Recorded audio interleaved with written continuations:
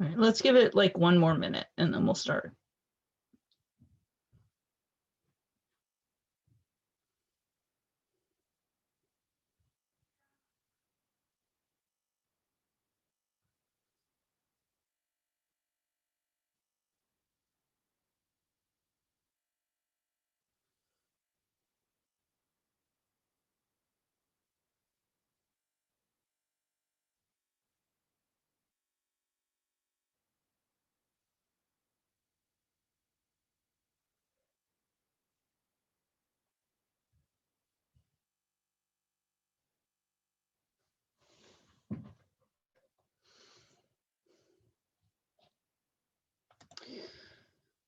All right, let's get started. I'm going to put the sources in the chat like always. If you didn't get the email, you can ask me to add you to the email list. And if you're listening to or watching this at some point in the future, feel free to email me at deborahklapper@gmail.com for a link to the sources. I'm also going to share my screen so that we can all be looking at it together. There we go.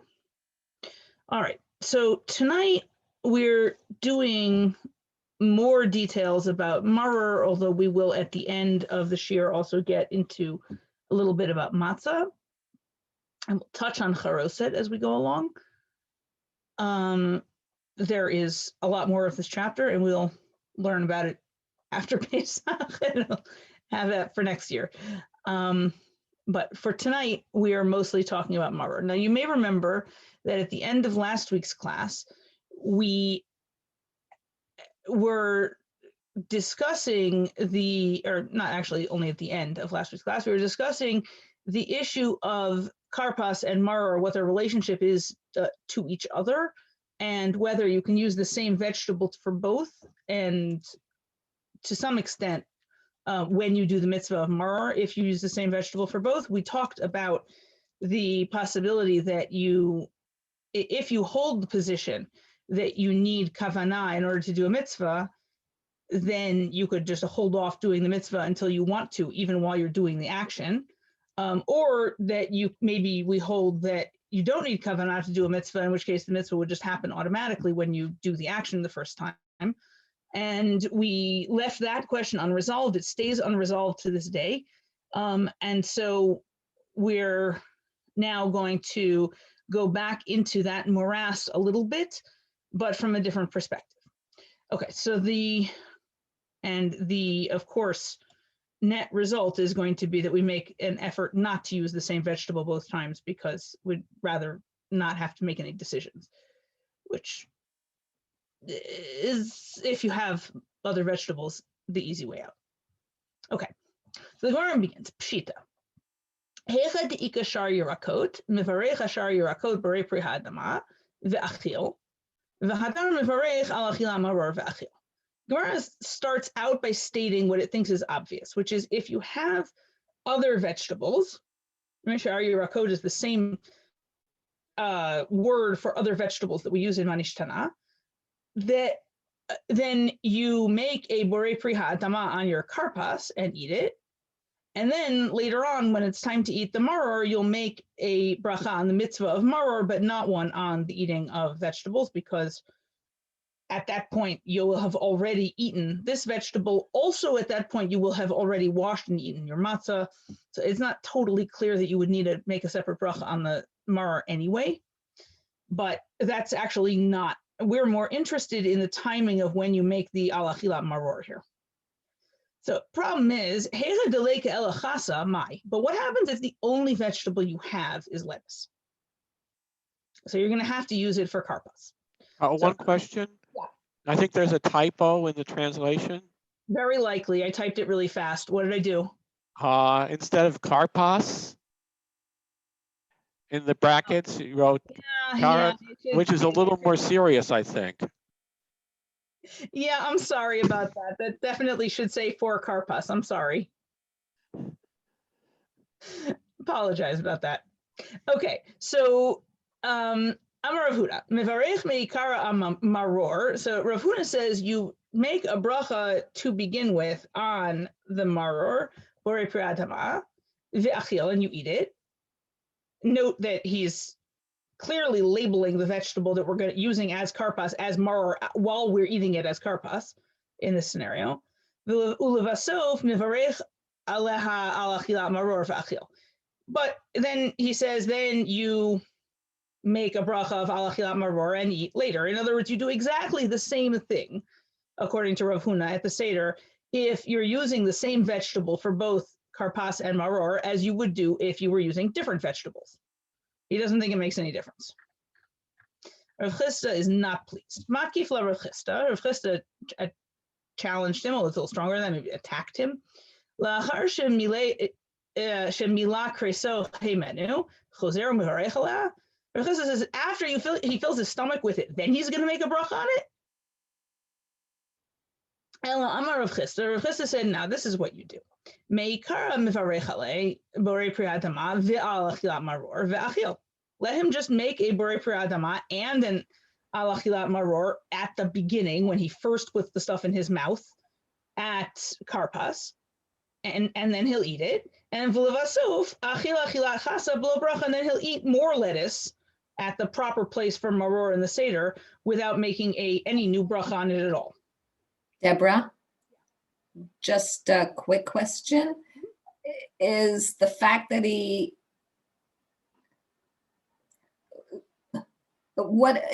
not really filling his stomach with it. So it's not a question of how much he's eating. So there are two ways to read this. You can read it as evidence that the people who think you're supposed to eat very little karpas are wrong, and that in fact you're supposed to, as I would say is shot in the Mishnah, you're supposed to sort of nosh on karpas to keep from being hungry all the way until you get to eating matzah and maror, and in fact you might have eaten quite a bit of it by then. So it might be that this language of Rav Chisda is argues in that direction, or you might just say it's an expression and it's, he put it in his tummy, so we call that filling his tummy with it. I don't. There are Rishonim who go both ways on that, and I don't particularly have a strong opinion. Okay. But you are correct, and that is not a new question. Okay, so but for Rav Chisda, your mitzvah of maror is taking place out of place in the Seder, and then you're going to eat maror again at the right place because there's also some sort of accomplishment in eating maror with your matzah, but not because that's the main mitzvah of maror for you on this particular night. Besura avdi Rav Huna. In Surah they did it like Rav Huna, meaning they made the brachot the same way if you had only lettuce as if you had two different vegetables. Rav Sheshet breder Rav Yoshua avid Rav Chisda, but Rav Sheshet, the son of Rav Yoshua, acted like Rav Chisda. So it seems like there's a sort of an ongoing difference of behavior. And in fact, it sounds like there may also have been years where the only fresh vegetable that they had for the Seder was lettuce, which I'm not exactly sure how that would happen. I think if the weather was right for lettuce, you'd be able to get something else. There are a lot of vegetables in the universe, but I don't know. In any case, apparently it was a thing. But the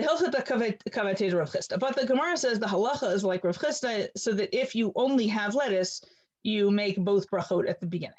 But here we get to what we actually do in practice. Rav Acha breder Rava mehadar ashar yirakot la'afuke nafshe miplukta.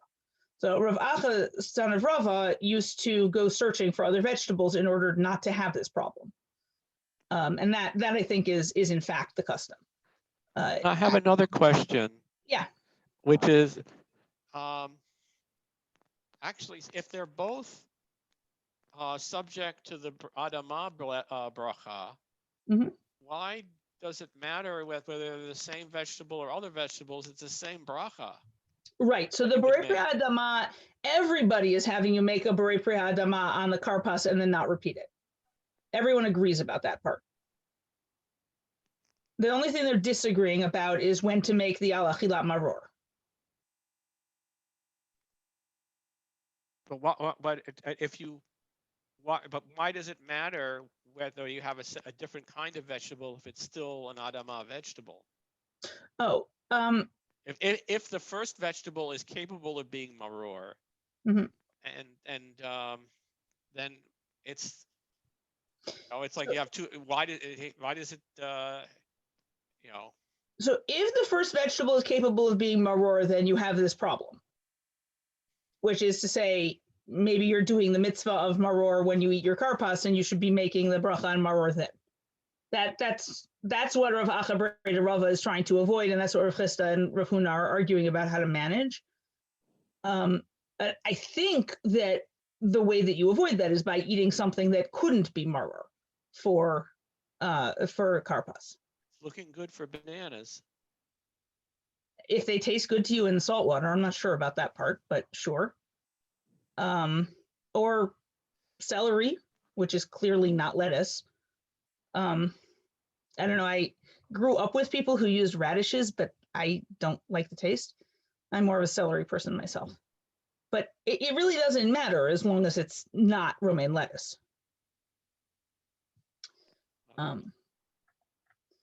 Okay. Amar Ravina. Amar li Rav Masharshia Breda Rav Natan. So Ravina says, Rav Masharshia, the son of Rav Natan, told me the following. Hachi Amar Hillel Mishmei de Gemara. This is what Hillel said in the name of the tradition. Now, this text may or may not be accurate. The Rosh, in his commentary on the Gemara, appears to believe that the correct text should be, this is what Rav Hillel said, which seems like it fits better, because the statement that we're about to get seems to be post-destruction, which is the wrong time period for the Hillel, right, the famous one. So let's assume that this Hillel is somebody else, is the later Rav Hillel. So this is what Rav Hillel said in the name of the tradition. Lo nichroch inish matzah umaror b'hadei hadadei v'nechel. A person shouldn't wrap their matzah and their maror together and eat it. Mishum desfiralan, because we think matzah bizman hazeh deoraita umaror d'Rabbanan. That matzah these days, in this time, is from the Torah, and maror is now only rabbinic. Let's just take a moment to appreciate the idea that bizman hazeh apparently covers a period of time that's at least 2,000 years long, and we are presently sitting here in the 2nd century, and that doesn't bother anybody. Maybe it's the 3rd century. I don't know exactly when he lived. In any case, I think what bizman hazeh here means is in the wake of the destruction of the temple, in a time when you don't have the Pesach sacrifice. So matzah without the Pesach sacrifice is still its own mitzvah from the Torah, because there are a number of places in the Torah where the Torah says to eat matzah that aren't directly connected to the Korban Pesach. But maror appears only in the description of how to eat the Korban Pesach. And so without a Korban Pesach, our maror gets knocked down a notch to, well, the Torah doesn't really care whether you eat this stuff, but the rabbi said you should keep eating it so you don't forget that it existed. So for us, when we're sitting there with our matzah and our maror, the matzah is a mitzvah from the Torah, the maror is not.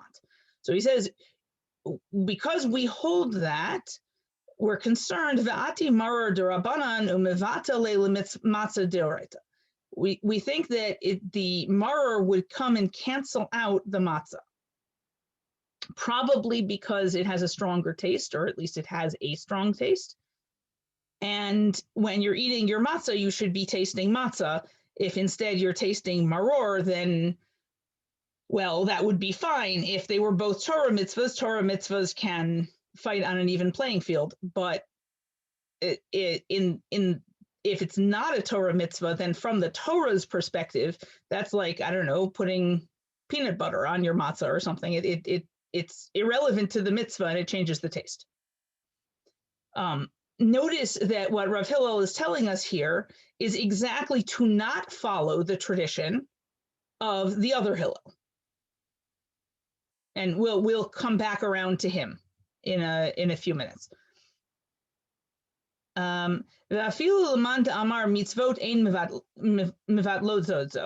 according to the person who said that mitzvot are just sort of fundamentally important, and so if you're doing one, it can't be canceled out by another mitzvah because mitzvot have more, I don't know, self-respect than that.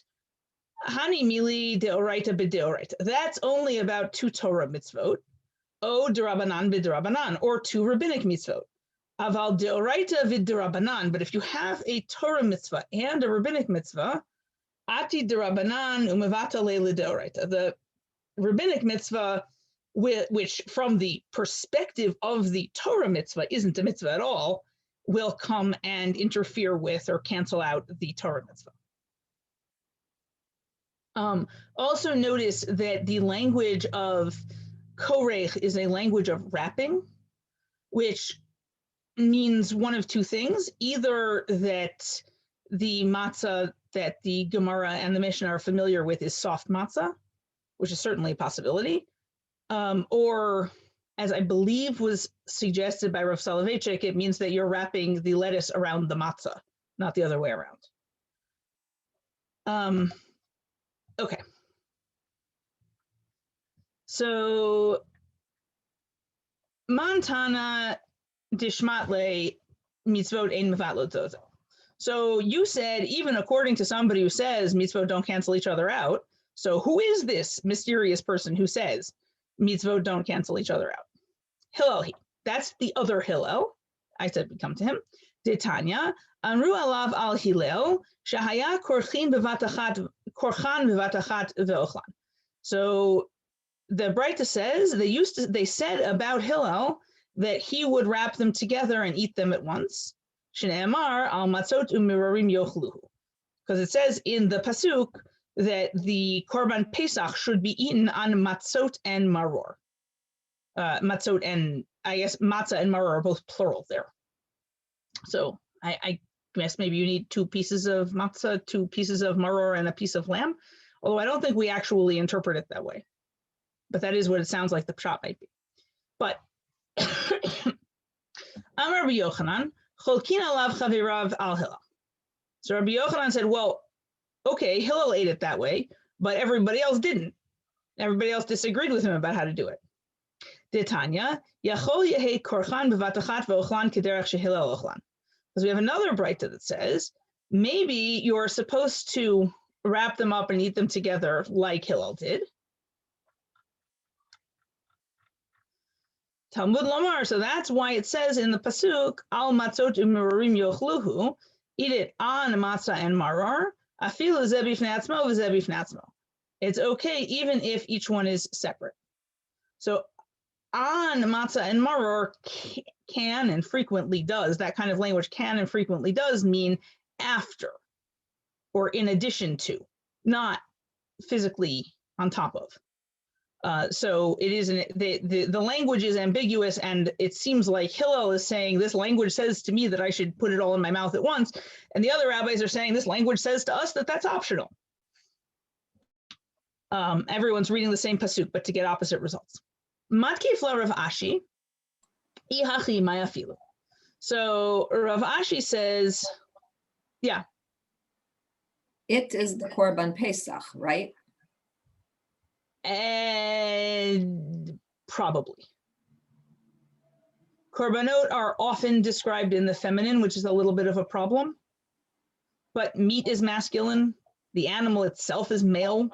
So there's there's enough ambiguity that yes, it's probably talking about the Korban Pesach. What else could it be talking about? I mean, al matzot u'mirarim yochluhu, they will eat it.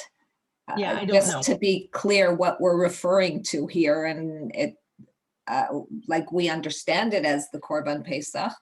Yeah, no, we certainly understand it as the Korban Pesach, but the language is a little bit odd. Yeah. But I don't see what else it could be describing, I think is what I'm saying. Okay, so Rav Ashi says, wait a minute, hold on. if it's true that we actually have a machloket and the other guys are saying, no, we don't eat it that way, then why in their interpretation of the pasuk did they say you can even eat them separately? Even sounds like it's better if you ate them together, but if you didn't eat them together, then, oh, okay, I guess that's all right. Right? That doesn't sound like, nah, I don't like your idea. That doesn't mean anything. Ella Amar Rav Ashi, Hi Tana Hachiknai. Rav Ashi instead says this is how the Tana really interpreted what he said.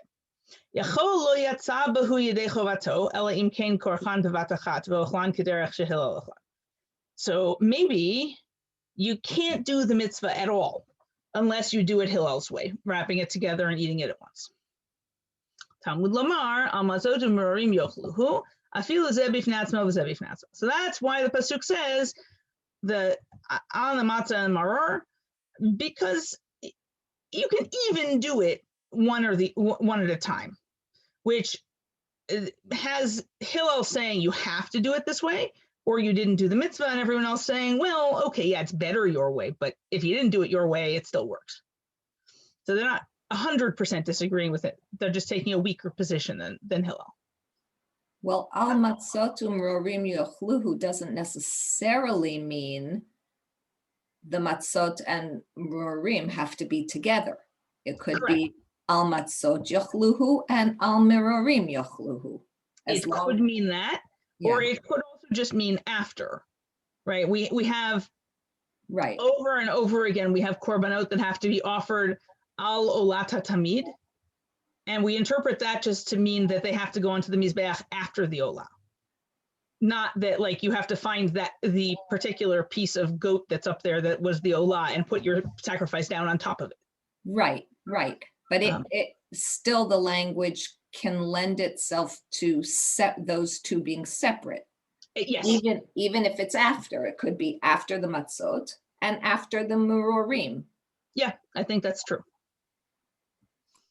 Okay. And now that so now that we don't know whether the law follows Hillel or the other guys, although in fairness, it seems like the other guys don't mind you doing it Hillel's way. They just don't require it. But we're going to ignore that for the moment. You should make a bracha on the eating of matzah and eat matzah. And then you should go back and make a bracha on eating maror and eat that. And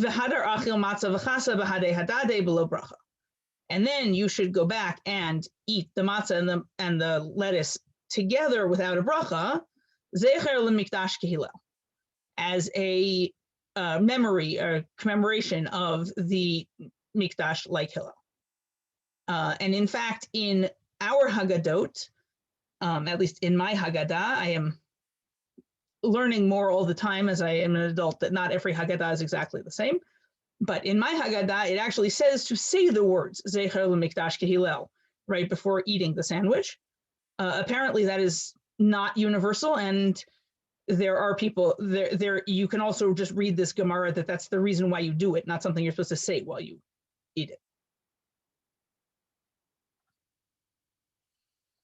Okay. Amar Rabbi Elazar, Amar Rabbi Oshaya. Kol she'tiblo b'mashkeh tzarich netilat yadayim. So we are, I suppose, strictly speaking, backing up a little bit to Orchatz, because Rabbi Elazar, in the name of Rabbi Oshaya, is coming to tell us why we're doing Orchatz. So he says anything that you dip in a liquid requires hand washing. Now, the truth is that we don't do this anymore for any other eating except for the Seder. Right? If you pour salad dressing on your salad, you do not say, oh, now I need to go wash my hands before I can eat my salad dressing, my salad. And that would be true even if you weren't using a fork. Although we, generally speaking, do use forks when we eat things that are dripping in goo.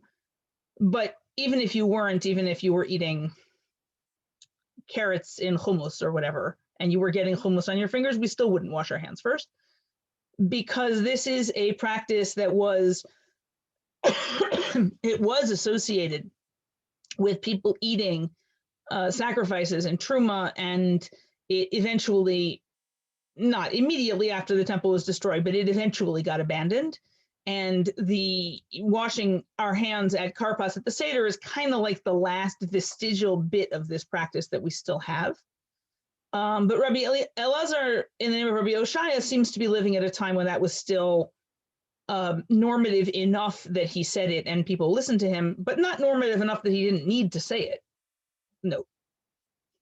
Okay, so Amar of Papa, Shma mina haichasa tzarich lishkoe becharoset mishum kappa. So Rav Papa said, it must be, if I need to wash my hands for eating the dipped vegetable, and we'll note that we are again eliding the difference between the karpas and the maror, and it sounds like they're dipping their karpas into charoset, which it sounded like in the Mishnah also, but that's not that's certainly not what my family's custom, and it's best of my knowledge, a relatively normative custom is to dip the karpas into salt water or vinegar and to not use charoset until you get to the maror. But it sounds like Rav Papa is using charoset for both.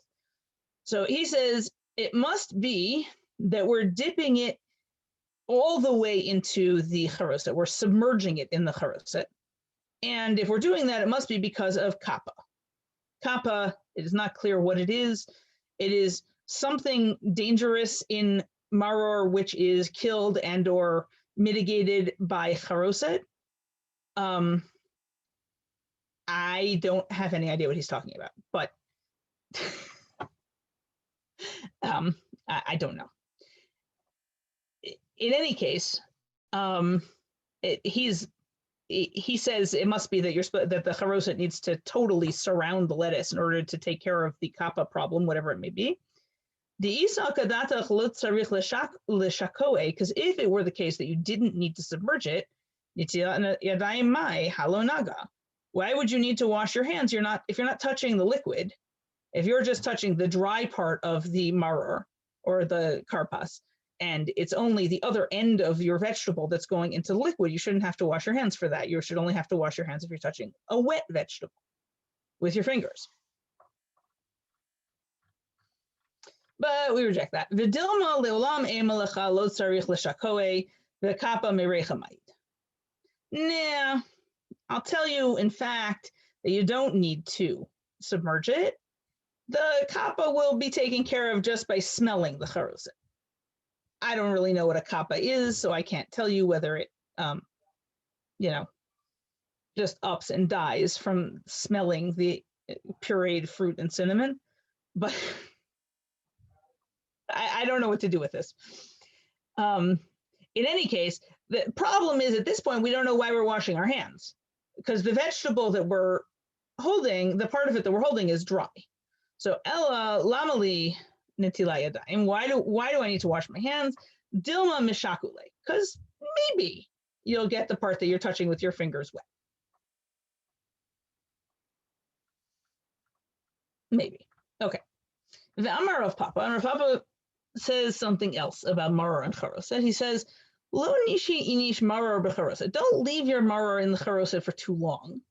Dilma agav chayle de tavlin mivatil leila marore uvainan tam maror veleka. Because if you leave it in the charoset for too long, it's going to taste too much like charoset and not enough like maror. The idea is for it to taste like maror with a little bit of charoset on it, not to sit in the charoset long enough that it just tastes like cinnamon and apples, or whatever it is you're making your charoset out of. Whatever fruit it is the Gemara uses, it describes it as being sour, not in tonight's share, but I think it's in the next piece of the Gemara.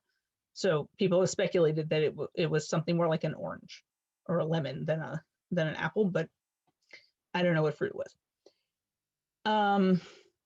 Okay. Ad b'rei Rav Chisda l'Ravana ukva v'darash. Rav Chisda possibly went for a walk with Ravana ukva. That's what Jasper thinks it means. I don't personally have a strong opinion about what this word means. In any case, and he was teaching him. Natal yadav b'tibul rishon. If you washed your hands at the first dipping, notel yadav b'tibul sheni. You wash your hands again at the second dipping. which this is interesting because we do in fact wash our hands very shortly before we eat maror, but not for the maror. So it's not clear to me, did they mean you wash your hands, you say hamotzi and the bracha on the matzah, you eat the matzah, and then you wash your hands again before eating the maror? That seems a little strange. And if that's not what they mean, what do they mean? So I'm not sure precisely what's going on here. Amru Rabbanan Kameder of Papa. So the rabbis said in front of Rav Papa about this statement of Rav Chisda, Haba alma itmar, di isa gadata chacha itmar, lamali netil yadayim trezim. So they said he must not have been talking about Pesach. He must have been talking about some other occasion when you were eating vegetables and dipping them more than once. Because if you think he's talking about our case, about the Seder, why should you wash your hands a second time? You've been sitting at the table the whole time. You were planning at the time when you ate your karpas, you were certainly planning to eat your maror. So you should have been capable of just keeping your hands clean while you said magid and then keep eating. And he already washed his hands. Amar lehu Rav Papa, so Rav Papa says, Adarabba. Nah, he said you got it backwards. Because if you think that it's talking about a different case, about some other case, Lamali tre tibule, then on some other night, why would you be washing your hands twice? Like that doesn't make it. Why would you be dipping vegetables twice? Like I understand having one appetizer course that involves vegetables and dips at a meal, but twice separately? that seems to Rav Papa like it has to be talking about the Seder. It's just a weird behavior otherwise. Elamai, instead, what are we talking about? This must be what we're saying. Why do you need to wash your hands twice? And now we may in fact be talking about the hand washing for karpas and hand washing for matzah / maror, or we may be talking about a third hand washing just specifically for the maror that we don't do. I am not sure about that. He already washed his hands. Amri kevan debai lememar agarita v'halela dilma asuche asche ledate v'naga. So it must be that what we're saying is, since he has to say the Haggadah and the Hallel, or at least the beginning of the Hallel, maybe he'll get distracted and he'll touch something that's going to make his hands dirty or tummy. So it's, Rav Papa is saying it's been long enough by the time you get to Shulchan Aruch, or Maror anyway, that you can't be absolutely certain where your hands have been since the last time you washed them. And so you do need to wash your hands again. Okay, we are moving on to the actual eating. Amarava, bala matzah yatsa, bala maror lo yatsa. So Rava says, suppose that I swallow my matzah without chewing it. By the way, please do not do this. This is very dangerous, especially with hard matzah, especially if it's in a significant quantity. This is a very bad idea. Please do not try this at home. But theoretically, what would happen if you swallowed matzah without chewing on it? Rava says, yatsa, you fulfilled your mitzvah. Bala maror lo yatsa, but he says if you were to swallow maror without chewing on it, then you would not be yotze. You would not fulfill your obligation, presumably because you need in some way more of a tasting experience or more of an eating experience with the maror than you do with the matzah. Although, as we'll see in a second, you do need some kind of experience with the matzah. Bala matzah v'maror. So now let's suppose you swallow the matzah and the maror, I don't know if this is together or just did both of them. Yedei matzah yatsa, yedei maror lo yatsa. You fulfilled the mitzvah of matzah, but you would not have fulfilled the mitzvah of maror. Karchan b'siv uvlan. If you wrap them in sieve, which seems to be fibrous stuff made out of palm branches, something inedible that would block you from tasting the stuff. You wrapped it and swallowed it, then af yedei matzah nami lo yatsa. In that case, you can't even fulfill the mitzvah of matzah. And so to put this in modern terms, if you were to take matzah and grind it up and put it inside pill capsules and swallow it, that would not do the mitzvah of matzah, because you would not have had the experience of eating matzah. But if you took I guess take pieces of matzah farfel and swallow those with a good swig of water, you could fulfill the mitzvah of matzah like that. But you can't fulfill the mitzvah of maror like that, because you need to have the chewing and tasting experience with maror. Okay, Amar Rav Shimi bar Ashi, matzah lifnei kol echad v'echad, maror lifnei kol echad v'echad, charoset lifnei kol echad v'echad. Ve'in okriyan hashulchan el lifnei misha omer haggadah. So Rav Shimi bar Ashi says, put matzah in front of everybody. It doesn't sound like it's distinct by age or gender or anything else. It sounds like everybody present gets their own matzah. And put maror in front of everybody, and put charoset in front of everybody. But you only remove the table in front of the person who says the Haggadah. And we'll see in a minute that that's not exactly what it sounds like they were actually doing. But that's what Rav Shimi bar Ashi says you're supposed to do. Now, we don't remove the table. We don't clear the table, which I suppose would be sort of similar. But we do lift up the Seder plate at the points where the Gemara says to remove the table. That seems to be our equivalent. Rav Huna Omer, kulhu nami lifnei misha omer Haggadah. Rav Huna says all of these things should really just be in front of the person who's reading the Haggadah to everybody else. And when it's time for them to eat matzah or maror, he'll or she will give them some. But they don't. Everybody doesn't need their own Seder plate in front of them. And this does, in most homes, I think, is a relatively normal plan, that the matzah and the maror and the charoset and so on are in serving containers, and there's one Seder plate. Not that everybody at the table gets their pre-distributed Seder plate worth of goodies before the meal, although that does sound convenient. And the halacha is like Rav Huna, that in fact you only need to have the stuff in front of the person, the leader. So why do we remove the table? Amri debe Rav Yanai kadesh yakiru tinokot v'yashalu. And the people from the house of Rav Yanai said the answer that's almost always going to be the right answer throughout this chapter, so that the children will notice and ask. Right? The whole Seder is a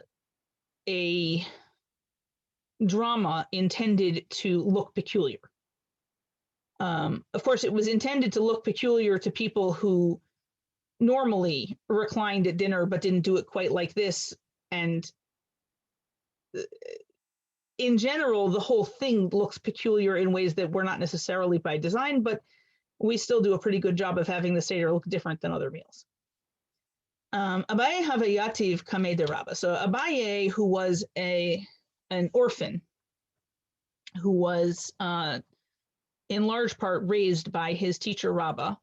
So he is sitting at the Seder in front of Rabba, and he must be pretty small in this story, although it doesn't give us an exact age. Chaza de kamadle taka mikame, and he saw that they were removing the table. Amar lehu adayin lo ka'achlinan. He said, but we didn't eat yet. Atu kama akri taka mikama, and you're clearing the table. Now, that sounds to me like Abaye's own food is being taken away, which doesn't sound like what we were saying a minute ago about only removing the table from the leader. So I'm not sure that whether this is 100% compatible with that, but I guess it could be that you see that they're coming to take away someone's table and you figure they're going to take them all away, even though all you see is them removing the leader's table. I'm not sure. In any case, Amrle Rabba says to him, Pitartan milomar manishtana. He says, you've just exempted us. We don't have to say manishtana. because you have asked a question spontaneously. So that's the end of the Gemara that I was gonna that we're gonna go through tonight. I do want to jump ahead to Manish Tana just for a second to mention, now that Rabbah mentioned it for us, to mention that there are two different ways of reading the text of Manish Tana. The Mishnah says that at this point the child asks, and if the child doesn't know how to ask, the father teaches him. Manish Tana halayla hazeh.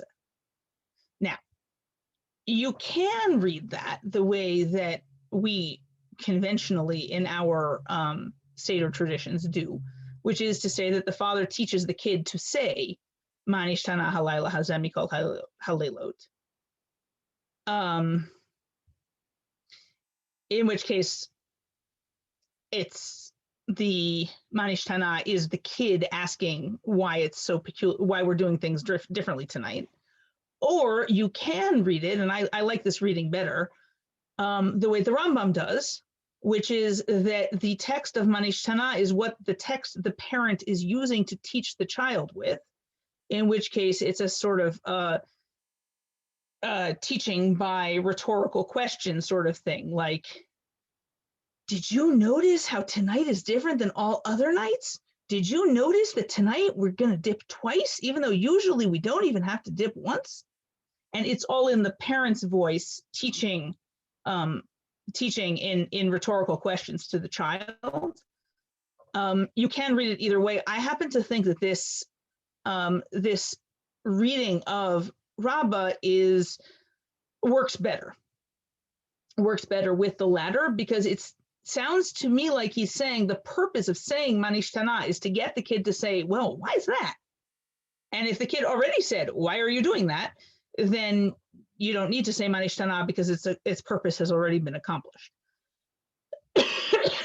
While saying that, I should acknowledge that the people who follow the Rambam today tend instead to go dramatically the other direction, not to Manish Tana is only necessary if the children don't ask questions, but Manish Tana is an obligation on every person at the Seder. It's not enough to have a child ask it. Everybody needs to say Manish Tana, which it seems to me defeats the entire purpose and kind of misunderstands the whole arrangement. But that is a relatively normal position that is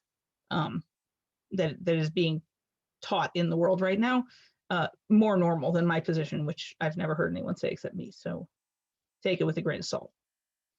Okay, so that is the end of what we have for tonight. Do we have questions?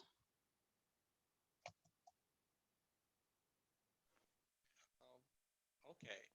I remember in the Art Scroll Haggadah, when you dip the maror, they're very insistent that you dip the maror in the charoset, but then you make sure that there's no charoset actually adheres to the maror, because you don't want to actually eat any of the charoset. I think they're scared it sounds like they're scared it'll mask the maror a little bit. So that might be an extreme version of the Rav Papa that we saw that said you shouldn't soak the maror in the charoset, and they might just be saying, well, I don't know how long is too long, so let's just not have it, except that we just have to have it, so let's have as little as possible. Or it could also be that there's a little bit of an anti-Gebrux feeling happening here, in which you're trying to make sure that the maror is dry when it touches your matzah. I don't know.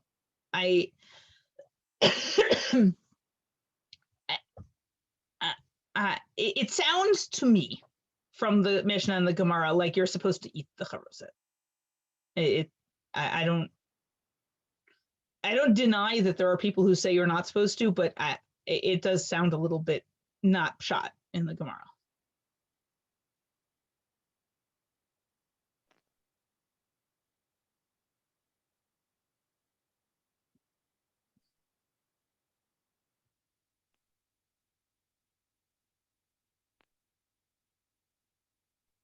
Anybody else?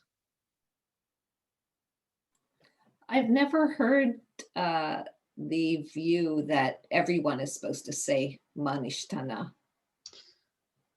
I heard it just last week from my Daf Yomi shir. I had heard it before, but I hadn't really heard it like articulated really clearly how it's connected to the Rambam's position that it's the parent talking to the child. And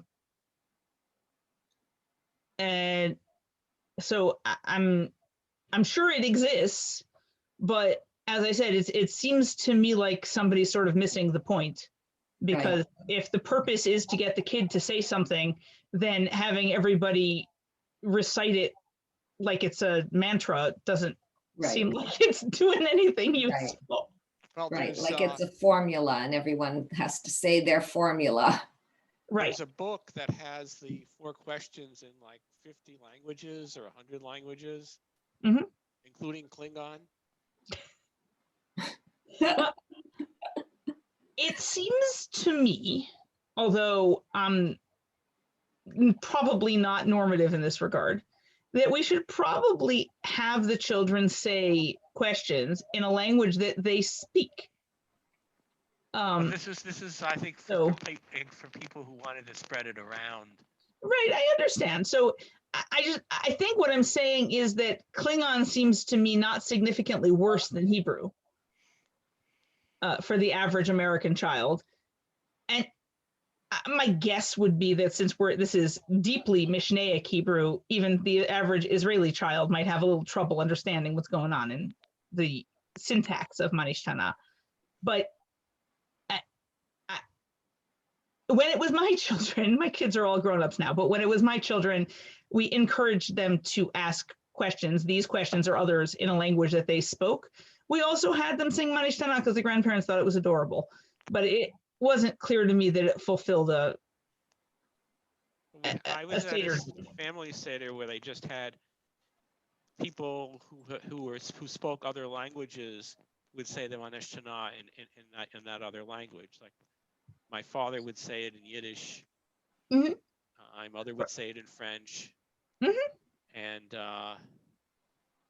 one year my brother's friends had a wife who grew up in China, and so they gave her the text in Chinese, and she was reading in Chinese, and then as she got halfway through, she said, this isn't really idiomatic Chinese. Well, that's it wasn't a very good translation. By the time we translate it into English, it's often not idiomatic English either. Yeah, yes. I think this is like the old joke where you use Google Translate and then you translate it back, and doesn't make sense anymore. Right. Right. So I think that it's very beautiful to have Seder traditions that involve introducing things in lots of different languages and that sort of thing, if that is, pleasant for the people who are present, which it is in many cases. I just think that we should also have, in addition to, or as often as possible, instead of formulaic recitation, actual conversations between grown-ups and children, or between the people who are present if there are no children present, about what we're doing and why we're doing it, because that seems to me like that's the point. To the extent that we do the formulas, it should be in order to cause that conversation, not to replace it. That's all I'm saying. Yeah. So that's, we have this custom of having everybody use a different Haggadah, so we can then more easily bring up at different points. In the home I grew up in, my parents decided to make a Seder for themselves rather suddenly, sometime in the early 1970s. And the Haggadah that they had was the one that the Jewish bookstore in Chicago happened to have enough copies of the same one at the last minute. And that's the Haggadah that we used for my entire childhood, and everyone had the same one. And we made an annual event out of mocking the English translation in this Haggadah. But then it turned out that when we had to make Seder at my house in the pandemic last year, the children insisted that it simply couldn't be Pesach without that one, and I had to go to eBay and find somebody who had some copies. So you never know what will become a family tradition for no particularly good reason. There was the last a few years ago. There was the Mrs. Maisel Haggadah. Oh, I didn't see that. That sounds Which is cool. essentially, it's the Maxwell Haas Haggadah with a reworked a little bit, Huh. with little notes to make it look like it was used, fake stains and things like that. And they were selling it as a premium, and then people got a hold of it on eBay, and they were selling it for exorbitant amounts. Well, that does sound cool. I have the superhero Haggadah this year that I have not had a chance to read yet, but I'm looking forward to looking at. I heard that came out. Yeah, from my friend Moshe Rosenberg, who also produced the Hogwarts Haggadah a number of years ago.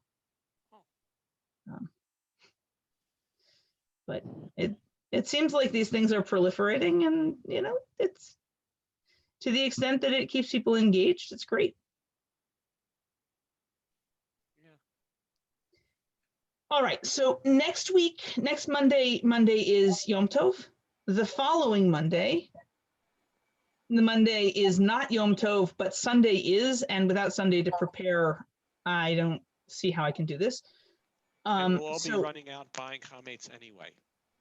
Well, by Monday night, we might just be sitting home with stomach aches instead. But nonetheless, we will meet again, not next week, not the week after, but 3 weeks from tonight. And everyone should have a Pesach Kasher V'Sameach. And I will see you on the other side. Thanks, Deborah. Thank Chag you. Sameach. Thank you. Chag Sameach, Deborah. Chag Sameach. Good night. Good night. Thanks, Deborah. Chag Sameach.